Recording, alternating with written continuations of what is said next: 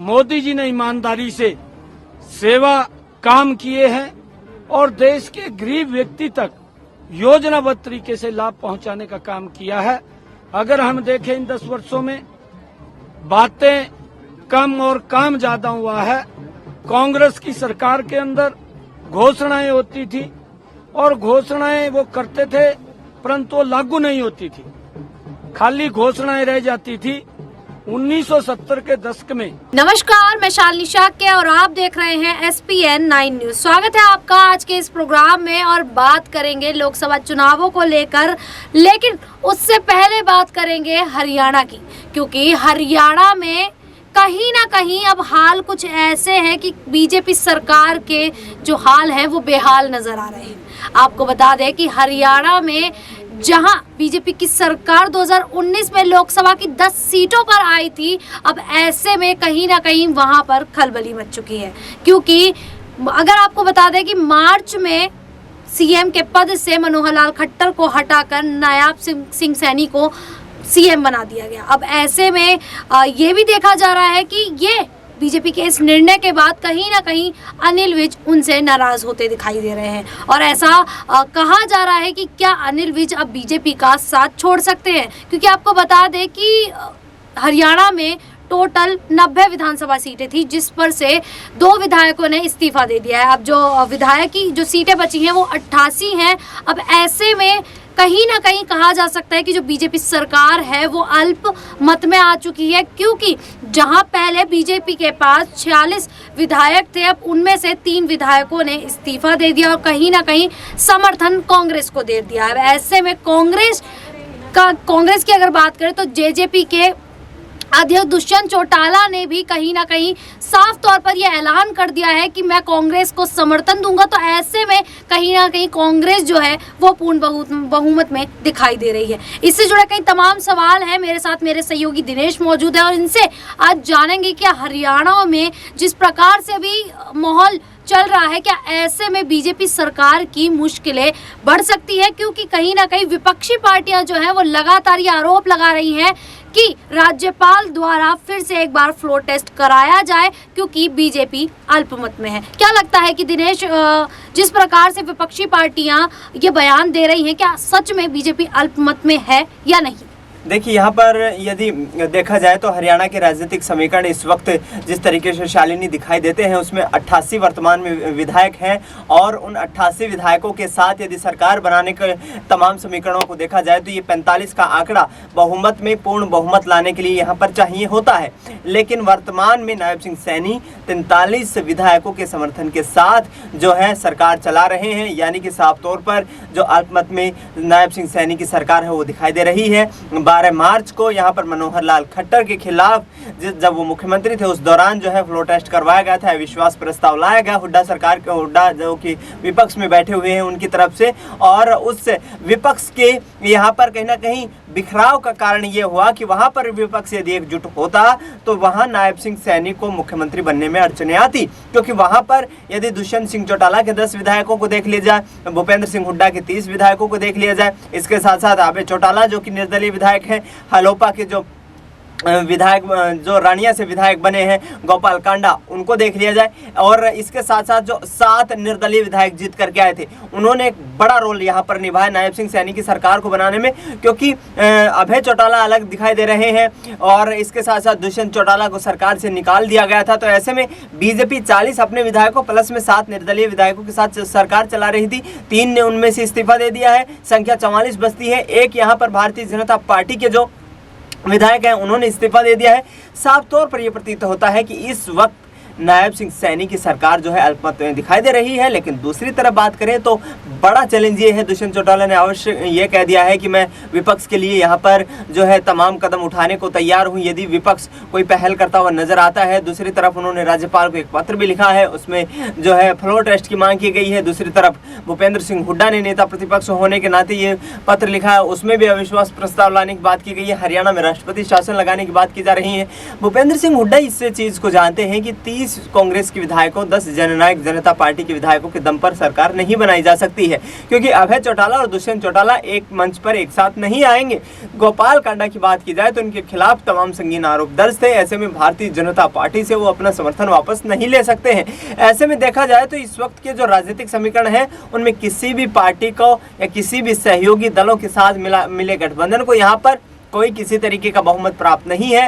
अब देखना ये होगा कि महामहिम राज्यपाल किस तरीके से अपना फैसला लेते हैं, क्योंकि उनके पास भी विशेष शक्तियां मौजूद हैं। जिस प्रकार से राज्यपाल पर अब सारी बात टिकी हुई है, ऐसे में कहीं ना कहीं नायब सिंह सैनी घबराए हुए भी नजर आ रहे हैं, क्योंकि जब फ्लोर टेस्ट की बात की गई तो वो ये कहते नजर आए कि फ्लोर टेस्ट देखा जाएगा, पहले लोकसभा चुनाव तो हो जाने दीजिए, पहले लोकसभा चुनाव का जो निर्णय है वो तो सामने आ जाने दीजिए। तो ऐसे में कहीं ना कहीं लग रहा है कि नायब सैनी डरे हुए और घबराए हुए हैं, और इसको लेकर वो क्या कुछ कहते नजर आ रहे हैं वो भी आप साफ तौर पर देख सकते हैं इस रिपोर्ट। समाधान हुआ है।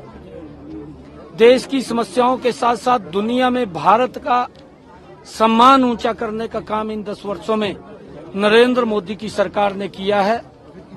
आज ये इस महासंपर्क अभियान के तहत जिसका शुभारंभ हो रहा है, हर बूथ हर घर हमारा सभी कार्यकर्ता, जो बूथ का कार्यकर्ता है, हमारा पन्ना का कार्यकर्ता है, हमारा मंडल का कार्यकर्ता है, हमारे मोर्चों के कार्यकर्ता है, मोर्चों के साथ हमारा जिला का कार्यकर्ता है, हर कार्यकर्ता आज से घर घर जाकर के एक एक व्यक्ति से मिलकर के, परिवार में मिलकर के मोदी जी को बड़े मैंडेट के साथ तीसरी बार प्रधानमंत्री बनाने का काम करेंगे। आज देश में, प्रदेश में लोगों में नरेंद्र मोदी जी की सरकार के प्रति एक बड़ा उत्साह है, जोश है। मोदी जी ने ईमानदारी से सेवा काम किए हैं और देश के गरीब व्यक्ति तक योजनाबद्ध तरीके से लाभ पहुंचाने का काम किया है। अगर हम देखें इन 10 वर्षों में बातें कम और काम ज्यादा हुआ है। कांग्रेस की सरकार के अंदर घोषणाएं होती थी और घोषणाएं वो करते थे, परंतु वो लागू नहीं होती थी, खाली घोषणाएं रह जाती थी। 1970 के दशक में इंदिरा गांधी ने गरीबी हटाओ का नारा दिया। 35 वर्षों तक कांग्रेस वोट लेती रही, गरीबी नहीं हटी। फिर उसके बाद राजीव गांधी जी आए, उन्होंने पल्ला झाड़ लिया बोल करके कि मैं तो दिल्ली से 1 रुपया भेजता हूं, पंचकुला में 15 पैसा लगता है। वो भी गरीबी को नहीं हटा पाए, भ्रष्टाचार होता रहा। परंतु जब मोदी जी इस देश के प्रधानमंत्री बने, 1 रुपया दिल्ली से भेजते हैं और हमारी डबल इंजन की सरकार उसको 1.25 रुपया करके लोगों के वेलफेयर के लिए खर्च करती है। आज देख रहे हैं, आज जिस प्रकार से रोड्स का जाल बिछा है, आज एजुकेशन के अंदर यूनिवर्सिटीज बनी हैं, मेडिकल कॉलेजेस बने हैं और आज एम्स बने हैं। एम्स के साथ साथ देश में रेलवे की कनेक्टिविटी मजबूत हुई है, एयर कनेक्टिविटी मजबूत हुई है, देश की समस्याओं का समाधान हुआ है। चाहे धारा 370 थी, लंबे समय तक देश उसको जूझ रहा था, उससे प्रताड़ित था, परंतु कांग्रेस ने कभी भी उस समस्या का समाधान नहीं किया। भगवान श्री राम के भव्य मंदिर की बात हो, कांग्रेस इनके ऊपर राजनीति करती रही है और लोगों को डरा करके वोट बटोरने का काम करती रही है। परंतु मोदी जी ने उस धारा 370 को समाप्त करके देश को एक राष्ट्र, एक संविधान, एक निशान देने का काम नरेंद्र मोदी जी ने किया। भव्य श्री राम का मंदिर भी इसी 10 वर्षों के अंदर बन करके लाखों श्रद्धालु अपने भगवान श्री राम के वहां पर जाकर के शीश नवाने का काम कर रहे हैं। ये लंबे समय तक राजनीति कांग्रेस करती रही, परंतु उसके ऊपर विराम लगाने का काम नरेंद्र मोदी जी ने किया है। और उसके बाद भी मैं बताना चाहता हूं कि इतने काम जो किसान को प्रधानमंत्री किसान सम्मान निधि है, फसल बीमा योजना है, तमाम ऐसी योजनाएं हैं कि जिनका लाभ हर व्यक्ति तक पहुंच रहा है। सीएम साहब, ये आने वाले दिनों में बड़ी रैलियां, बड़े कार्यक्रम, कल बड़ी बैठक हुई थी, तय कर ली गई है। चुनाव प्रचार को और तेज किया जाए, जो भी 2 सप्ताह से अगला पूरा का पूरा खाका तैयार हो गया है हमारे हरियाणा प्रदेश के अंदर।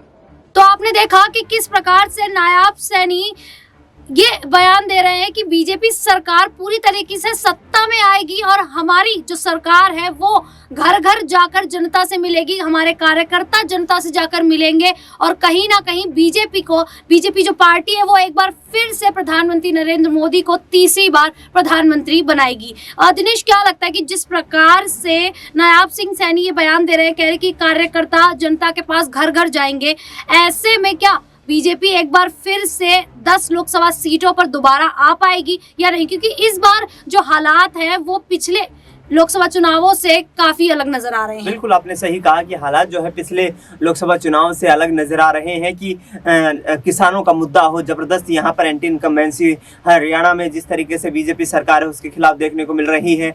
नौजवान जो है वो विरोध प्रदर्शन कर रहे हैं, सरकार के खिलाफ वोट डालने को तैयार हैं। और जिस तरीके का माहौल वर्तमान में देखा जाए हरियाणा में, तो भारतीय जनता पार्टी ने जो जन कल्याणकारी योजनाएं लागू की हैं उन जन कल्याणकारी योजनाओं से भी आम जन खुश नजर नहीं आ रहा है। तमाम ऐसी स्कीमें लागू कर दी गई हैं जिनके चक्कर लगाते व्यक्ति यहाँ पर थक करके बैठ जाता है और उन योजनाओं का लाभ हर व्यक्ति तक नहीं पहुंच पाता। ये एक बड़ा फैक्टर है और एक बड़ा यहाँ पर तबका है हरियाणा में जो इस चीज़ से प्रभावित है। ऐसे में कहीं ना कहीं बीजेपी के लिए चुनौतियां मुश्किलों भरी रहने वाली है, क्योंकि यहाँ पर नरेंद्र मोदी के नाम पर आप अधिक वक्त तक राजनीति नहीं कर सकते। देश के मुद्दों की बात कर ली जाए तो भी कहीं ना कहीं वे तमाम मुद्दे जो 2014 में यहाँ पर प्रधानमंत्री नरेंद्र मोदी ने किए थे उन मुद्दों पर यदि नजर डाली जाए तो उनमें तमाम वो मुद्दे यहाँ पर जो है साइडलाइन होते नजर आए। चाहे काले धन की बात कर ली जाए, चाहे महंगाई की बात कर ली जाए, रोजगार की बात कर ली जाए, बुलेट ट्रेन चलाने की बात कर ली जाए, स्मार्ट सिटी बनाने की बात कर ली जाए, किसानों की आय को दोगुना करने की बात कर ली जाए, नए स्टार्टअप चलाने की बात कर ली जाए, इंडस्ट्रियल हब बनाने की बात कर ली जाए। ये तमाम ऐसे दावे थे जो 2014 में चुनाव प्रचार के दौरान और भारतीय जनता पार्टी ने अपने मैनिफेस्टो में शामिल किए थे, लेकिन तमाम यहाँ पर दावों में बीजेपी सरकार यहाँ नाकाम रही है। और उस नाकामी का मतलब ये है कि हरियाणा जो कि दिल्ली की राजनीति का केंद्र बिंदु माना जाता है वहां पर उनको प्रभाव देखने को मिल सकता है। बीजेपी सरकार ने जनता से वादे तो कई कर दिए लेकिन वो वादे पूर्ण होते नहीं दिखाई दिए। वहीं दूसरी तरफ अगर किसान को लेकर बात की जाए तो किसान भी इस समय बीजेपी सरकार से नाराज होते नजर आ रहे हैं। वहीं जाट समुदाय भी ब्रजभूषण शरण सिंह को लेकर कहीं ना कहीं बीजेपी सरकार से नाराज है। अब ऐसे में देखना होगा क्या हरियाणा में बीजेपी एक बार फिर से पूर्ण बहुमत से आती है या नहीं, या कोई दूसरी पार्टी या कांग्रेस ही वहां पर अपना पैर बिछा लेती है। फिलहाल के लिए इतना ही। देखते रहिए SPN 9 न्यूज।